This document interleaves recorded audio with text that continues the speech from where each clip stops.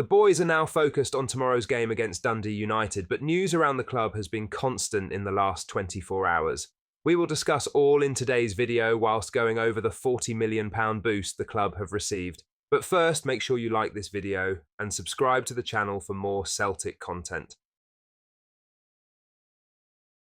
Celtic will break new ground for Scottish football next week when their Champions League second leg against Bayern Munich becomes the first ever match involving a Scottish club to be streamed on Amazon Prime in the UK. Amazon, which holds broadcasting rights for select Champions League fixtures, has chosen to feature Bayern versus Celtic as part of its package, meaning subscribers to Amazon Prime Video will be able to watch the game live.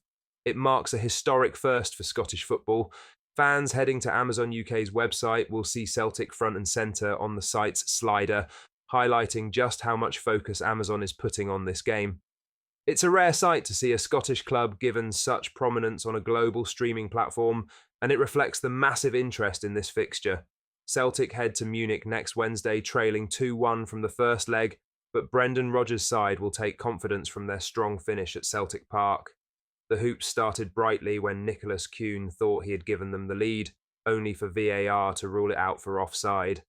Bayern eventually found a way through when Michael Olise curled home a stunning opener just before halftime, and things got worse when Harry Kane was left unmarked from a corner to make it 2-0 early in the second half. However, Rodgers' tactical tweaks turned the game, with Celtic finishing the match strongly. Dyson Maeda pulled a goal back in the 79th minute, following an excellent assist from substitute Yang Hyun-jun, and Bayern were forced into time-wasting tactics as Celtic piled on late pressure. There was also controversy with Arne Engels appearing to be fouled in the box, only for the referee to review the footage and wave away penalty appeals, a decision that left fans inside Parkhead furious. With the tie still in the balance, the second leg promises to be another dramatic night in Celtic's European campaign. While Bayern remain favourites, Celtic have nothing to lose and will be hoping for a famous result at the Allianz Arena, however unlikely that may be.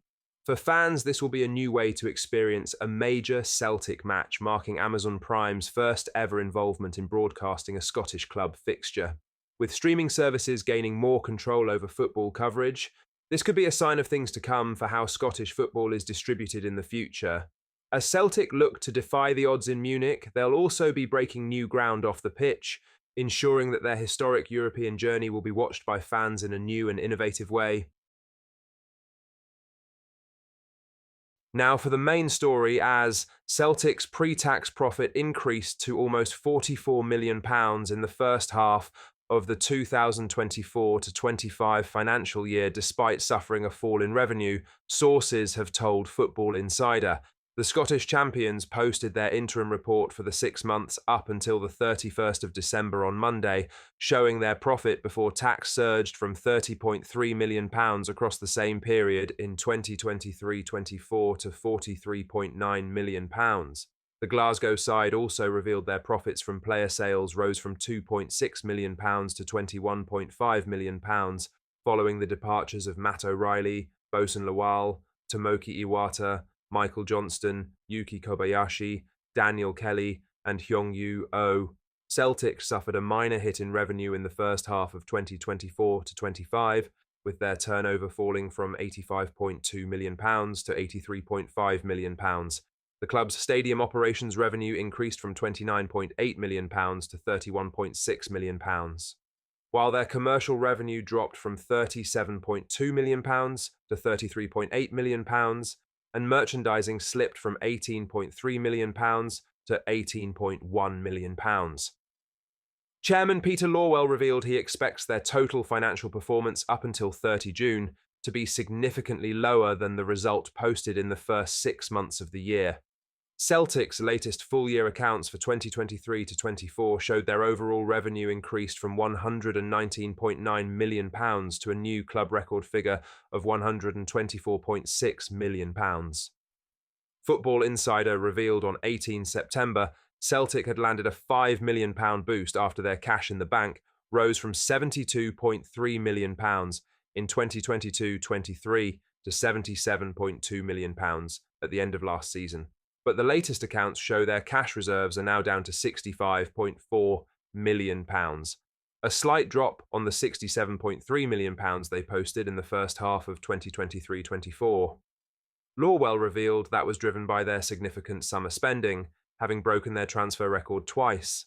The signings of Arne Engels, Adam Ida, Austin Trusty, Paolo Bernardo, Luke McCowan, Viliami Sinisalo, Kasper Schmeichel and Alex Valle increased their transfer spend from £12.9 million in 2023 to £28.1 million.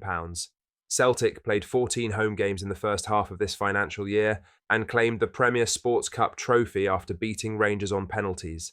Brendan Rodgers' side are also firmly in control of proceedings in the Scottish Premiership after building up a 13-point lead over their old firm rivals at the top of the table. We also revealed on Celtic have landed a guaranteed £38 million windfall after progressing through the revamped league phase of the European competition.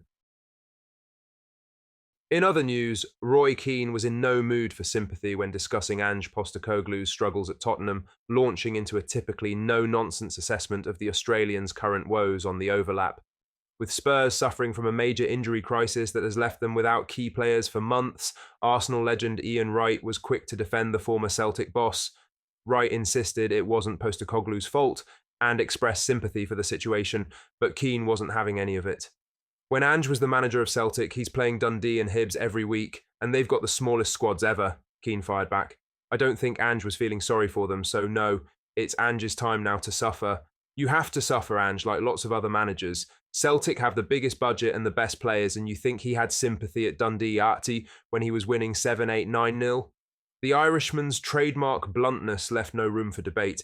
He essentially dismissed the idea that Postecoglou deserved any special consideration, pointing to the clear advantage Celtic had during his time in Scotland. Wright, however, pushed back slightly, conceding that Celtic are obviously the guys in Scotland, but arguing that Postecoglou now faces a very different challenge at Spurs. He's got an owner now that's not going to back him like they did at Celtic, Wright added. Keane's words will no doubt divide opinion, but his point was clear. Success at Celtic, where Postecoglou had the best squad and biggest budget, was a very different reality to the brutal demands of the Premier League. And as far as Keane is concerned, it's just part of the job. While Keane hit some very pertinent points, people forget how far Celtic had fallen during that COVID season, and how bad a shape the club was in when he flew halfway across the world to take charge. He picked us up from the rubble of the lockdown season and restarted the Celtic juggernaut that we're continuing to enjoy today.